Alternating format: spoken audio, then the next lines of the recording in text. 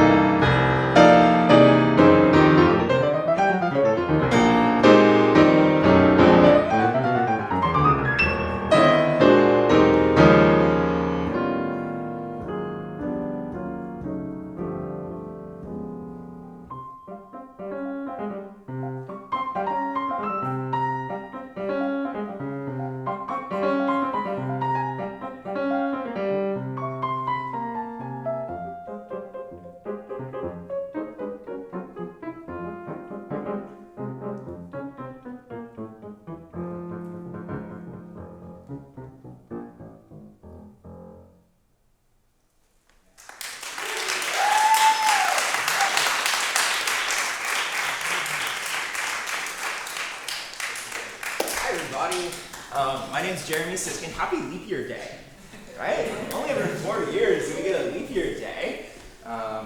People are probably having really weird experiences if they're giving birth today, realizing that their kids are only going to age every 4 years. When they have a birthday every 4 years if you're born today. So that started as a free improvisation, which means that I was just kind of trying to channel whatever sounds, acoustics were going on in the room, reflecting my own mood, maybe the mood of you guys too. And it evolved into a piece called Caravan. How many of you are familiar with that piece, Caravan? Right, we got a few. So Caravan is associated with Duke Ellington, and it's, but the main theme, at least as far as we know, is written by a guy named Juan Teasel. And Juan Teasel is very interesting.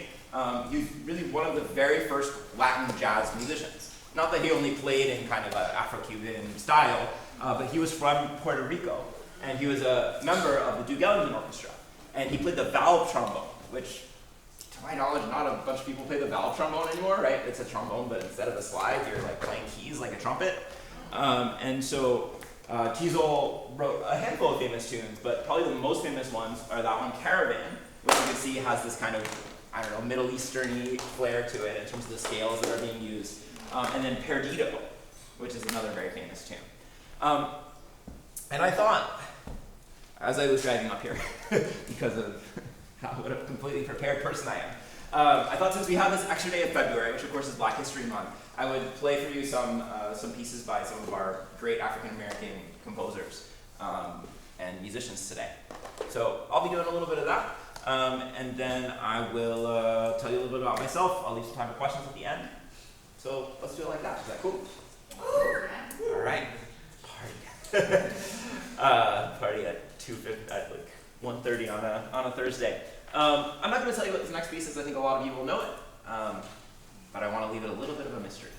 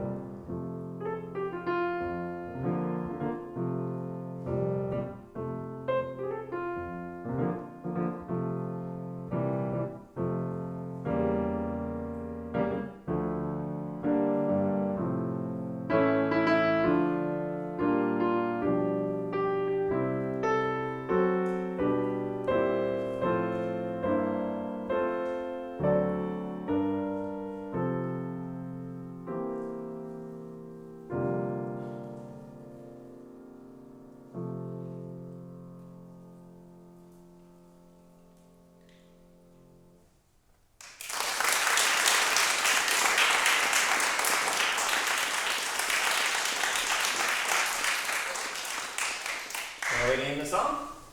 Black or White. Yeah, Black or White by Michael Jackson. I'm actually not sure who composed it, but it's certainly associated with Michael Jackson. I think I'm going to play something a little jazzier for you now. I haven't gone really that jazzy. And I'll play a tune by the great pianist Fats Waller. Fats Waller was known as a stride pianist and entertainer and wrote a lot of jazz standards. And he really had this outsized personality, truly. You know, his nickname was Fats, and he was a big man. But not only was he big in physically, he was just this enormous spirit. I totally suggest that you go to YouTube and try to watch Fats Waller. It's just, you can't take your eyes off of him. And it was said that he was such a great composer. There's a great story from jazz history books that he would sell off. So he wasn't good with money. He ran low on money, and he would go to get a burger. And apparently, this guy could eat, and he wanted to get more and more burgers, and so he would sell off the music to his compositions for a burger each.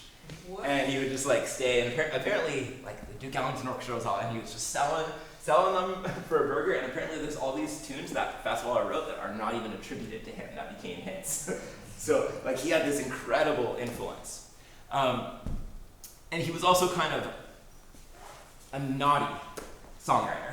He liked to put in little double entendres, little winks at the audience. So, for instance, one of his most famous pieces is called Honeysuckle Rose, all about how sweet somebody is. But it might actually be more about a part of a certain anatomy that might resemble a rose. And this song that I'm going to play is called Ain't Misbehavin'. And it's a very sweet song. The lyrics are something like, I can never remember lyrics on the spot on stage, but something like, no one to talk with, all by myself, no one to walk with, I'm happy on the shelf. Ain't misbehavin', I'm saving all my love for you. Very sweet, but when you watch him perform it, he says that last line, says, I ain't misbehavin', I'm saving my love for you. And you, and you, and you, and you. So here's Ain't Misbehavin' by Fats Waller.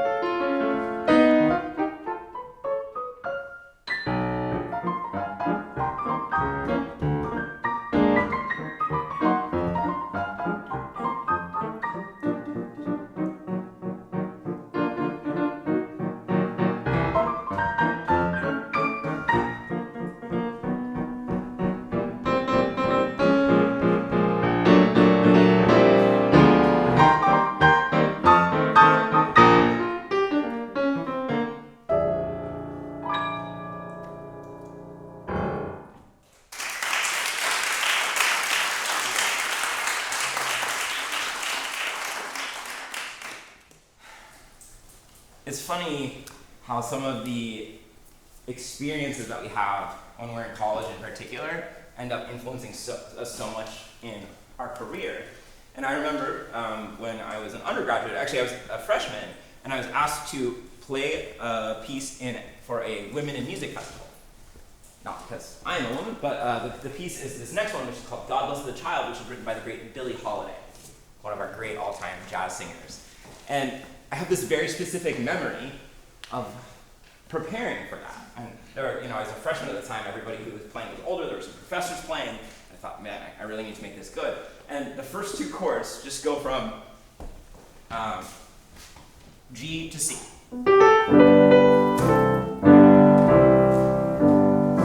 Right, just kind of this very simple progression. And I just remember sitting in the basement practice rooms, like for hours, thinking, how can I make this interesting? It's just 1 to 4, 1 to 4. What can I do with this? And asking professors, asking friends, asking teachers. And that is still such a great interest in my career and my education, educating students. It's like, how can we take these basic progressions and make them beautiful, make them memorable, make them sing, make them vary? So I want to play that tune for you now. This is written by Billie Holiday, and it's called God Bless the Child. Anybody know what this song's about? Yeah. It was a song for her mother, because her mom was not nice to her, I guess, but it was a song for her own independence from needing anything or needing anyone. Yeah, beautiful. So again, I'm not guaranteeing I'm gonna get the lyric, but it's something like, them that's got shall get, them that's not shall, no, I'm not gonna get it. But the whole thing, it ends, the refrain is, God bless the child who's got their own. And the bridge goes something like, money, you've got lots of friends banging at your door. So it's basically saying, you can't rely on anyone in this world, which is a sad statement. And if you know anything about Billie Holiday's life, sadly, it proved very true for her. So here's God Bless the Child.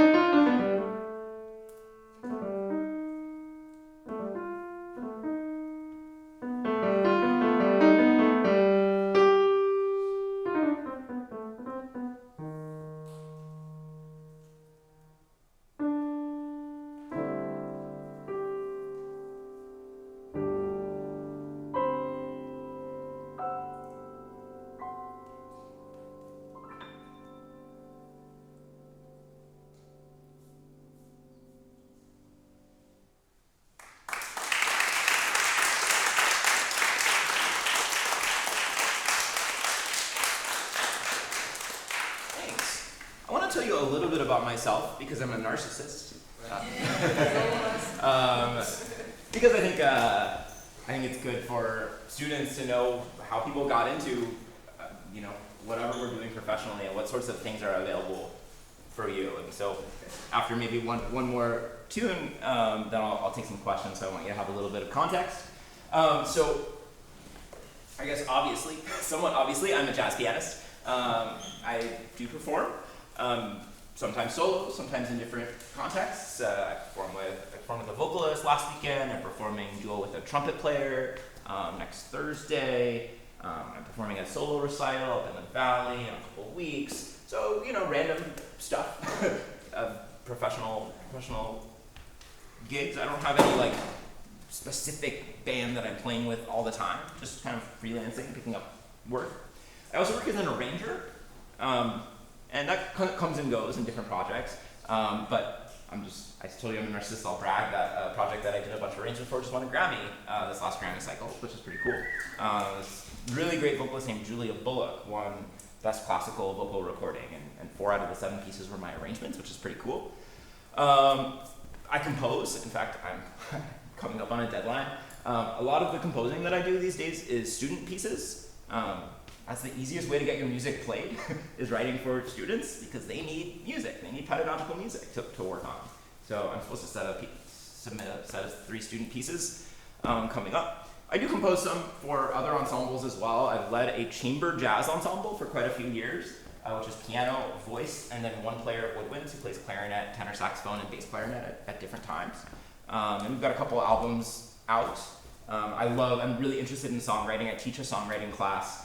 And I like putting music and words together. I should mention I'm a full-time college professor. I teach at Fullerton College down in Orange County. Yeah? Is that it for OC? Okay. Sure. But maybe the more unique thing that I do these days is that I run my own book publishing company. And altogether, I've written probably between 30 and 40 books, but I've self-published about 8 of them, including some big instructional books. And so running a publishing company actually takes up a lot of my time. Right now it's almost all my own books that the publishing company has published, but I'm working on expanding into publishing books for other musicians, and I'm a pretty good editor now. I'm pretty good at managing those kinds of projects. I did bring a couple books. I'll do a little show and tell. And of course they're available for sale later if anybody wants one. This is a book of music. These are my perpetual motion etudes, which I didn't play any book today, but kind of interesting pieces I'd be happy to tell you more about after. This is the first book I ever self-published called Playing Solo Jazz Piano, with an introduction by my teacher. His name is Fred Hirsch, who's a 19-time Grammy nominee now, I think, maybe the greatest solo pianist of our generation. And then the books that sell the most are from my Jazz Piano Fundamentals series, which there are now 3 books out as part of this series that tries to teach students how to play jazz piano from the ground up. And then, in order to promote those books, I started posting videos on YouTube. And I hate the word YouTuber. Like, it makes me throw up a little bit in my mouth. I don't consider myself a YouTuber, but other people apparently do. And hopefully in the next few months I'll come up on 20,000 subscribers, which is like, absolutely, you'll get me a little bit closer. I think it's just YouTube/Jeremy Siskind, like Jeremy S is kind. I invite you all to join me there. So I think those are the main activities that I take part in. So I'll play one more tune, and then maybe I'll take some questions, and then depending how many questions there are, I'll play some more. Thelonious Monk, one of the great composers of all time, one of the great pianists and artists in jazz history.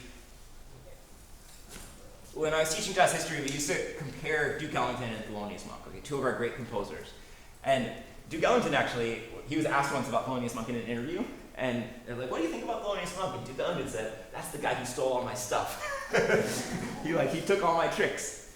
But the way that they were opposites is that Ellington apparently would write anywhere and everywhere, and he wrote every genre, symphonies, popular songs, big band compositions, solo piano pieces, everything in between, right?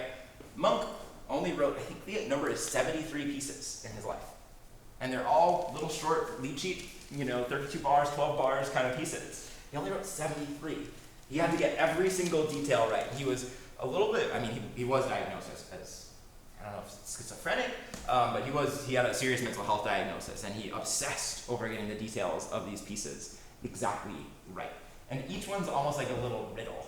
Each one is a piece of music that shouldn't sound good, that if you did, analyze it based on the rules that we usually look at in terms of what harmonies function and how things work, like, they don't fit together. And yet when you hear them as a whole, and in particular, when you hear Monk play them, all of the pieces just somehow fit. So it's this kind of this little magic trick that he's pulling off in a piece of music. And so I want to play you a piece, I'm debating between two. I'm going to play a piece called Monk's Dream, which is one of my favorites. So enjoy Monk's Dream by Thelonious Monk.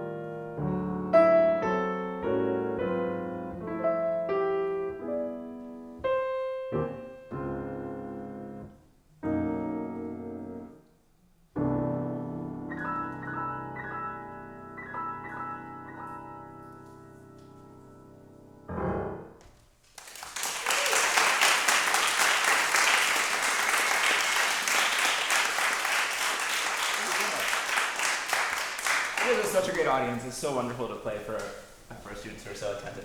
Thank you very much. Do you have any questions? Thank you. Yes. Hi. I was really intrigued by a part of the song you played after Black and White. I forget the name. God bless the child.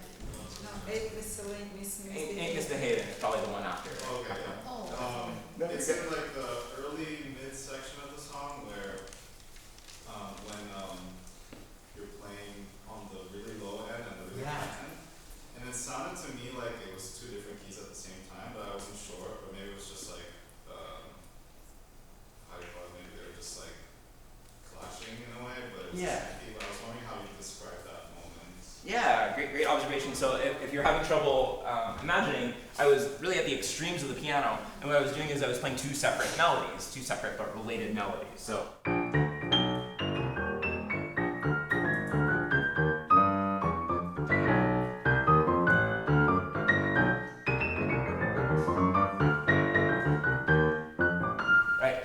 So a couple of things that I'm thinking about, that's a really lovely question. So first of all, the number one word that comes to mind is counterpoint. You guys have to study counterpoint in your theory classes? Yes. Some of you are saying yes, some of you are saying no. So counterpoint is when you create the harmony, instead of thinking top down, it's a C major chord or it's a one chord. You're thinking about making multiple melodies and then they interact to create the texture of the music. So Bach is the name that we associate most with counterpoint. In this particular setting, what I'm trying to do is to communicate the chord changes. So the intent is not that they're playing in different keys, it is that they're playing different melodies. And I'm always playing in what's called contrary motion. If you study counterpoint, you know that contrary motion means that when one thing goes up, the other goes down. So if I'm playing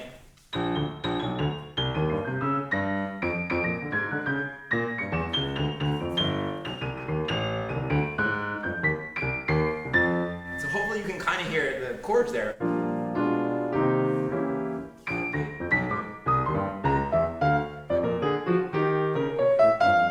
So the goal is to kind of express or at least imply those chords using those two melodies moving in contrary motion. And this is something that was kind of an innovation, I think, primarily by the guy I mentioned before, was my mentor. His name is Fred Hirsch, H-E-R-S-C-H. If you want to hear that done on a much higher level than I'm doing it, he's the guy. Yes? I have a question about how did you start learning how to play what you're seeing or what you're scatting or what you're thinking? How just start, because obviously you can't answer how to do it exactly, but how did you start it? Yeah, it's a great question, and so I'm in some ways kind of the worst person to answer it because I started musical training very young. I got signed up for what's called the Yamaha method, which usually starts children at the age of 3.5.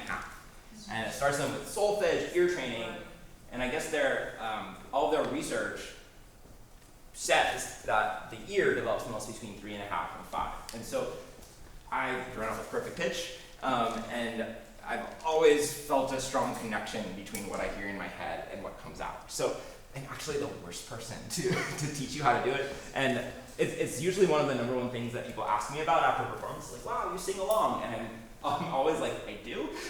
I don't even realize that I'm doing it. It's kind of a natural thing, but I guess maybe the one thing that I could say which would be helpful is I think the voice is such a powerful connection between what you hear in your inner ear and what is going to come out through your instrument. So I am no singer at all, and I'm embarrassed to sing in public. I even hate singing in front of my students, but I think the voice, to everybody, if you want to get closer to what's in your head and what comes out, sing.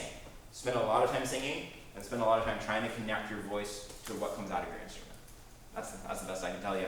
Was there a question there? No. Okay, sorry. This is actually just on what you were speaking. I wrote on. Yeah, you sure did. The singing while doing that, and it goes with several things: face moving, tapping, all rhythmically together, and it is far more interesting, especially in the uniqueness of it, to watch you perform. I was kind of curious. I guess now that you said what you said, I assume you played across different venues.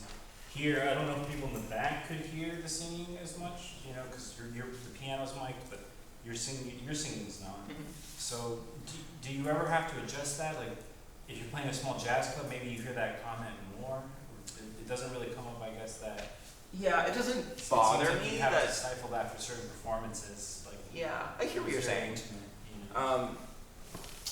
Yeah, I don't try to control that because for me, when it's going right, when you're unself-conscious, when you're fearless on stage, which isn't every moment.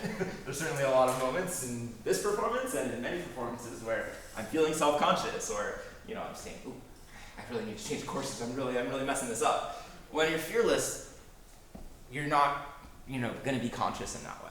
And to me, it's much more important to play fearlessly than to play in a way that's not going to have any singing or distracting noises. And Keith Jarrett is probably the number one example. How many of you have heard of Keith Jarrett or heard his recordings? Keith Jarrett is the poster child for making disruptive, ugly, awful sounds as he's performing. And the music that comes out is so good and complete and beautiful that nobody cares about the noises that he's making. They're just like, please, more. Please give us more music, right? So it's never come up? No, nobody's ever. Not Occasionally, if I'm recording, I'll listen back and be like, what is that sound? It's like, oh, it's me singing. And sometimes maybe I'll be conscious of it in the recording studio and be like, okay, I'm going to try to do less of that. But sometimes it's like, okay, we can either edit that out or, you know, if it's a larger group, it's going to be so low in the mix. There are also certain artists who have made that part of their performance. Probably the most famous is the guitarist Kurt Rosenwinkel, who mics his own singing and blends it with his guitar sound, which is a super cool effect. But my singing is nowhere near on pitch enough to try that. Your hand was up before. Yeah. What's your perspective as far as soloing on practicing and outlining chords versus simply practicing scales through the changes? Yes. Roll the changes. Yeah. Absolutely. But I mean, do you have is there a benefit, a pro or a con to either one? I think you have to do both, right? So I think if I can reframe your question or repeat it back to you, I think what you're saying is, do you want to practice arpeggiating the changes, playing the chord tones, or do you want to practice playing scales? Is that kind of question? Yeah, and I mean not specifically arpeggiating a chord, but you know, outlining whatever way that you would. Yeah. I mean, they're both a big part of yeah. It's a yes and. It's a yes and answer. Absolutely practice that. I got some YouTube videos I could recommend to you after Sure, yeah. if you're interested in some specific techniques Yeah. for doing that. Happy to do that. Was your hand up there? Yeah. Yeah, with the singing and the kind of hum along, I thought that was really cool. It was a form of self-expression and letting the audience know, hey, I love what I'm doing. And it just added to the performance as far as that's where I was at. And then where you did God Bless the Child in the arrangement, thought that was. Thank you so much. I appreciate it. Yes. Yeah, I mean, I think what we want to see as audience members is somebody who can lose themselves in their art. Wherever we're going. If we're seeing somebody who's self-conscious, worried, it's not a fun experience, right?